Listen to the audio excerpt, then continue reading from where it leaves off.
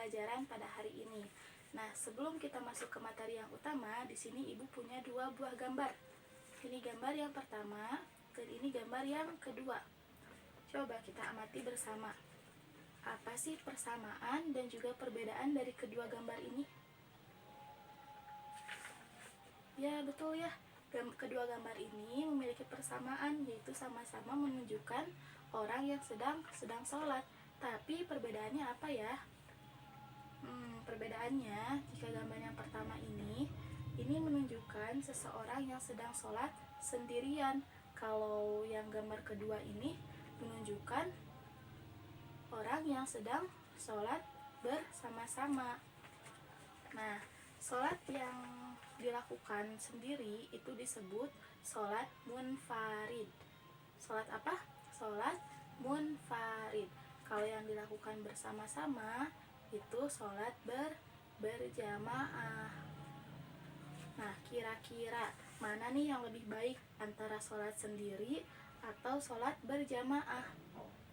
Nah, pada hari ini kita akan membahas mengenai hadis tentang keutamaan sholat berjamaah. Ibu tulis dulu ya.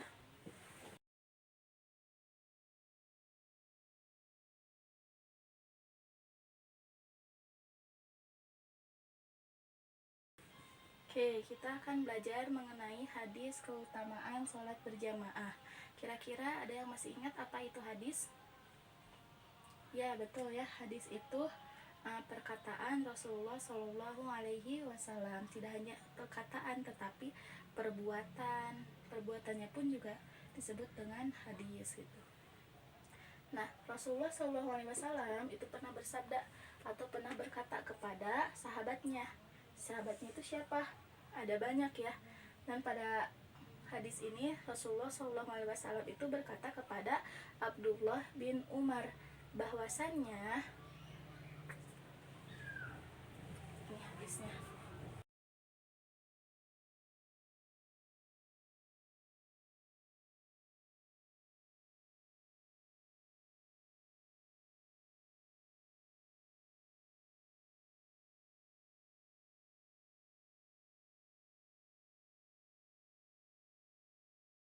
Nah, oke. Jadi Rasulullah SAW pernah berkata kepada sahabatnya. Siapa sahabatnya tadi? Abdullah bin Umar.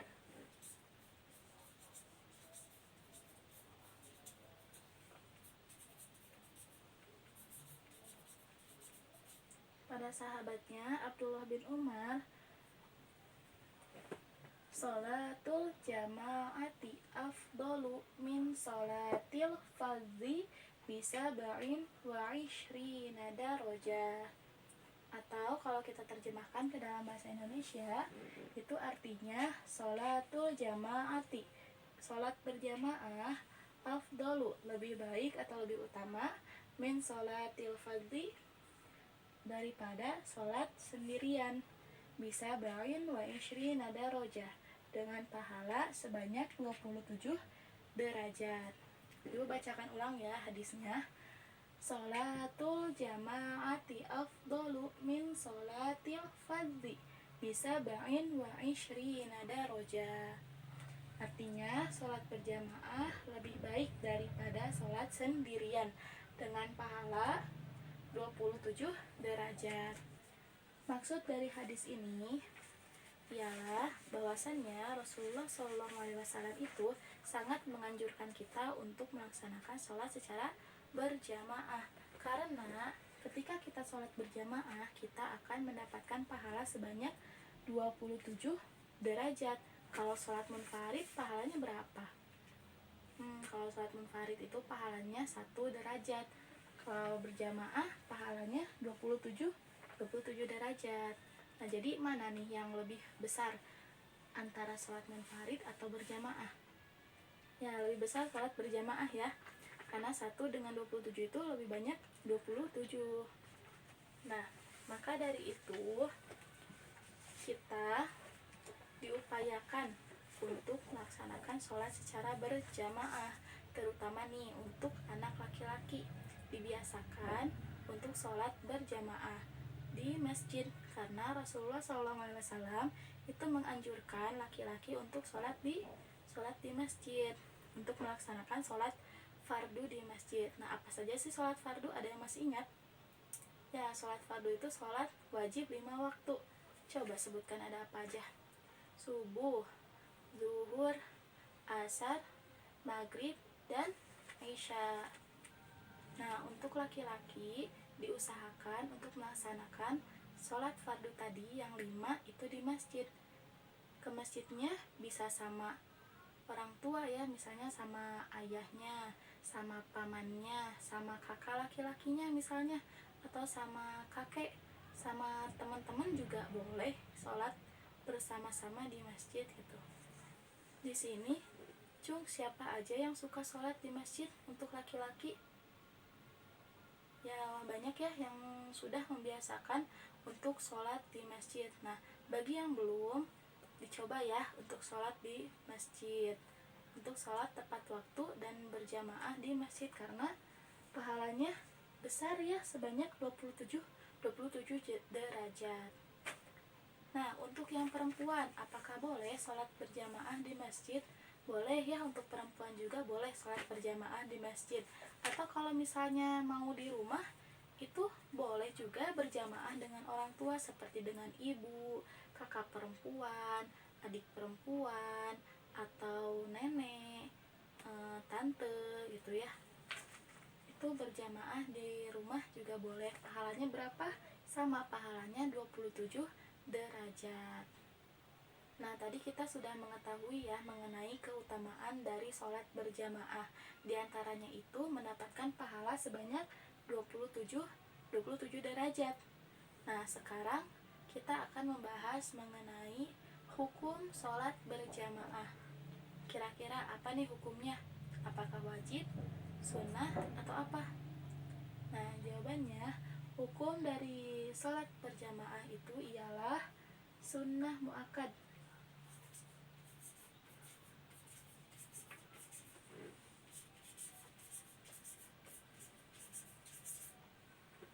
Nah, hukum dari melaksanakan sholat berjamaah itu ialah sunnah muakkad. Sunnah muakkad ini artinya apa? Ada yang tahu atau ada yang pernah mendengar sunnah muakkad itu apa? Belum? Oke, Ibu akan jelaskan ya. Kan kalau misalnya kita melakukan ibadah sunnah itu, kalau tidak dikerjakan tidak apa-apa ya, tidak akan mendapatkan dosa, tapi sayang aja nih pahalanya besar gitu. Nah, adapun sunnah muakkad itu ialah sunnah yang sangat dianjurkan.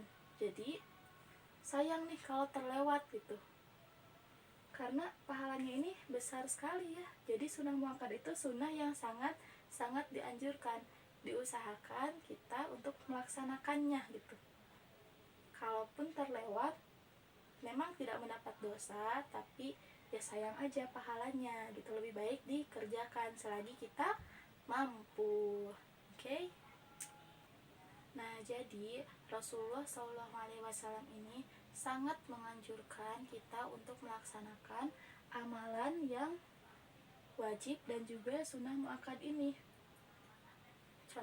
Contoh amalan yang hukumnya sunnah muakkad ini diantaranya ialah sholat berjamaah. Sholatnya itu kan udah wajib. Ketika kita melaksanakan ibadah yang wajib, itu pasti kita mendapatkan pahala yang besar. Nah, ditambah kita melaksanakan ibadah sunnah, yaitu sholat secara berjamaah, pasti akan mendapat pahala yang lebih besar lagi. Kan sayang ya kalau ditinggalkan gitu, kalau hanya sholat sendirian gitu. Ya walaupun gak apa-apa juga, tapi sayang pahalanya gitu ya. Untuk tabungan kita di akhirat nanti. Oke, mungkin penjelasan Ibu sampai di sini dulu ya.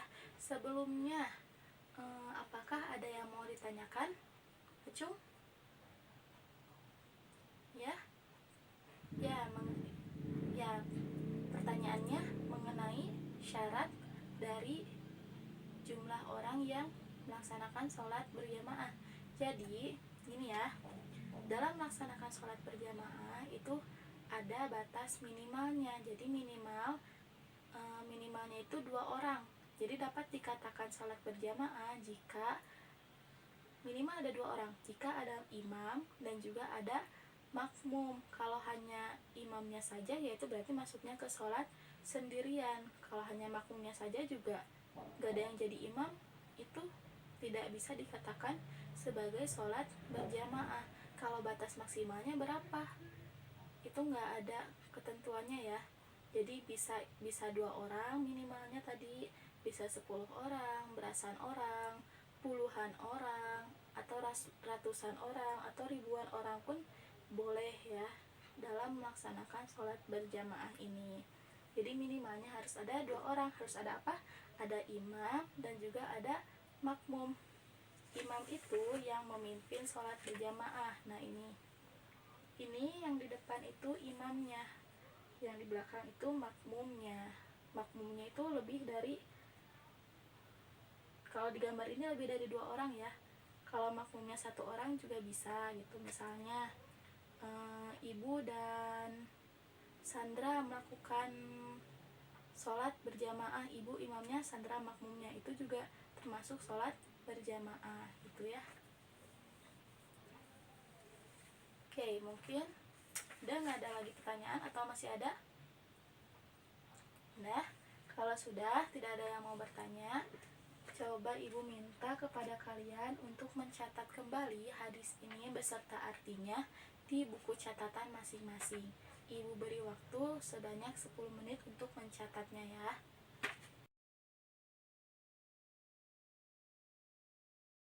Nah, sudah selesai nulisnya? Ya, sudah selesai ya. Kita sekarang akan mencoba untuk menghafalkan hadis keutamaan sholat berjamaah ini.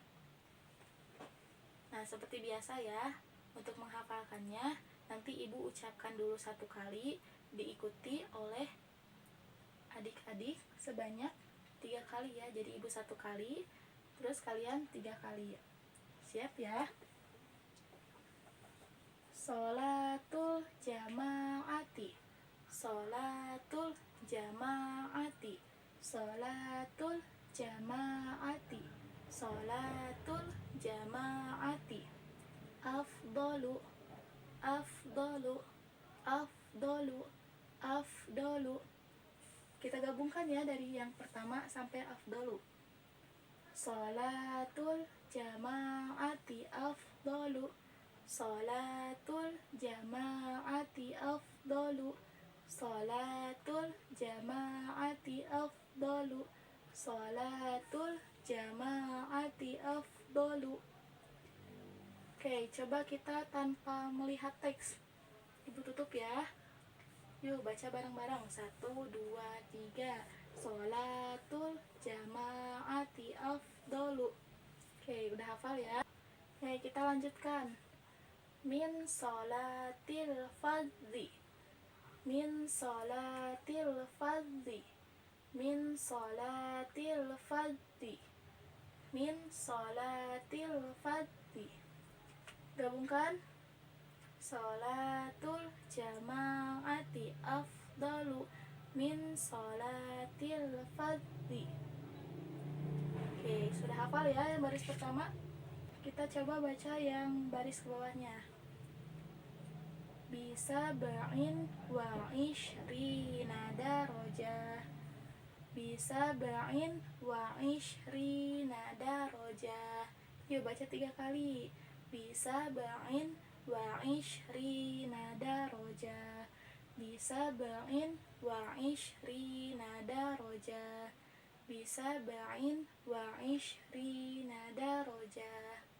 Kita ulangi dari atas, dari yang pertama. Sholatul jama'ati afdalu min sholatil fardhi bisa ba'in wa ishrina darajah. Ulangi lagi sekali lagi. Sholatul jama'ati afdalu min sholatil fardhi bisa ba'in wa ishrina darajah. Oke, sudah hafal? Belum? Ya, nanti dilancarkan lagi ya. Dilancarkan lagi di rumah masing-masing ya, sama orang tuanya. Nah, sekarang kita masuk ke terjemahnya. Jadi, terjemahnya itu sholatul jamaati. Artinya, sholat berjamaah. Afdolu itu artinya lebih baik.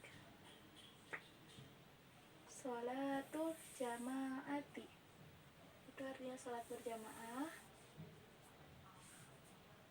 Afdolu artinya lebih baik. Min sholatil fardhi itu artinya daripada sholat sendirian. Bisa ba'in wa ishrina darajat artinya dengan pahala 27 derajat. Bisa ba'in wa ishrina itu artinya 27, darajat itu derajat. Nah, ini kenapa ada yang dalam kurung? Ini untuk menjelaskan makna dari 20 derajat. Kan kalau misalnya nggak ada ini, 20 derajat itu apa ya? Nah, dengan ada tambahan kata ini, itu menunjukkan bahwa 27 derajat itu ialah pahala yang didapatkan dari amalan sholat berjamaah. Oke, nah jadi kita sudah tahu ya mengenai amalan sholat berjamaah, bahwa sholat berjamaah itu akan mendapatkan pahala sebanyak 27 derajat, dan hukumnya itu sunnah muakkad atau sunnah yang sangat dianjurkan gitu ya. Nah, jadi diusahakan kepada murid-murid ibu semua untuk melaksanakan sholat berjamaah. Kita upayakan sebisa mungkin kalau tidak ada halangan itu melaksanakan sholat berjamaah. Yang perempuan boleh di rumah berjamaah dengan orang tuanya, misalnya dengan ibu, kakak, nenek. Dan yang laki-laki itu bisa melaksanakan sholat berjamaah di masjid bersama dengan ayah, kakek, kakak itu ya. Jangan lupa ya.